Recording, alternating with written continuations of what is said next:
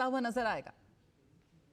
जी, निश्चित तौर से अगर देखें तो इस पिछली बार का जो अर्धकुंभ था 2019 में, उसे दिव्य कुंभ भव्य कुंभ कहा गया था। और इस बार के कुंभ में एक नया आयाम जुड़ा है, दिव्य कुंभ, भव्य कुंभ और डिजिटल महाकुंभ।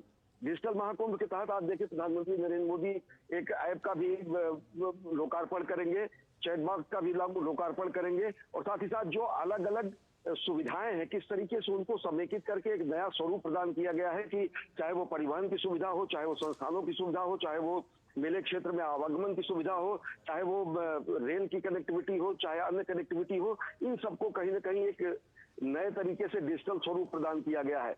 इन सबके साथ साथ अगर देखें तो पूरे के पूरे इस कुंभ के क्षेत्र में अभूतपूर्व व्यवस्था सुरक्षा की भी की गई है। सुरक्षित कुंभ का स्वरूप है, स्वस्थ कुंभ का स्वरूप है, डिजिटल कुंभ का स्वरूप है, और डिजिटल कुंभ के साथ साथ सुगम कुंभ का स्वरूप है, साथ स्वस्थ कुंभ का स्वरूप है। तीर्थराज प्रयाग में चलने वाले 45 दिनों का जो ये महाआयोजन है, ये निश्चित तौर से भारत के आध्यात्मिकता और आधुनिकता का अपूर्व संगम भी पूरी दुनिया के सामने प्रस्तुत करेगा कि किस तरीके से भारत आज अपनी आध्यात्मिकता और आधुनिकता दोनों को समेकित करते हुए इस महाआयोजन को कर रहा है। जया। बिल्कुल अश्वनी, आप पहले भी प्रयागराज में कई बार गए होंगे, लेकिन इस वक्त जो प्रयागराज का हम रूप देख रहे हैं, एक तरह की कायाकल्प हम देख रहे हैं, उसको किस तरह से बयां करेंगे आप? जया, प्रयागराज की महिमा शब्दों में बयां करना निश्चित तौर से असंभव है। साफ तरीके से भगवान श्री राम जब यहाँ पर माता सीता के साथ आए तो गोस्वामी तुलसीदास ने कहा कि अस तीरथ पति देख सुहावा, सुख सागर रघुबर सुख पावा।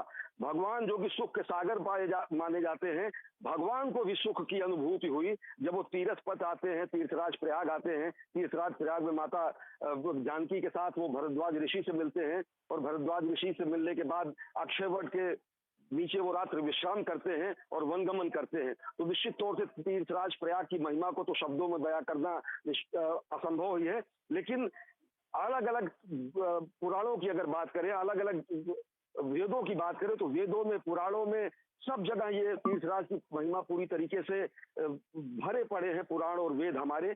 महाभारत के वन पर्व में अगर कहा जाए तो अनेक श्लोकों से, रघुवंश में अगर कालिदास ने प्रयागराज की धरती को अपना कथ्य बनाया है, तो प्रयागराज की महिमा तो निश्चित तौर से अपरंपार है, शब्दों में बयां कर पाना निश्चित तौर से मुमकिन नहीं है। लेकिन अगर भारत विश्व की आत्मा है जया, तो प्रयागराज भारत का प्राण है। भगवान भगवत भास्कर अगर सूर्य की ऊर्जा और प्रकाश से इस ब्रह्मांड को आलोकित करते हैं, तो इस धर्म, कर्म और आध्यात्म और मोक्ष की धरती, यानी चारों पुरुषार्थ की पूर्णता की धरती है प्रयागराज। और अगर प्रयागराज की बात करें तो प्रयागराज को तीर्थराज कहा जाता है।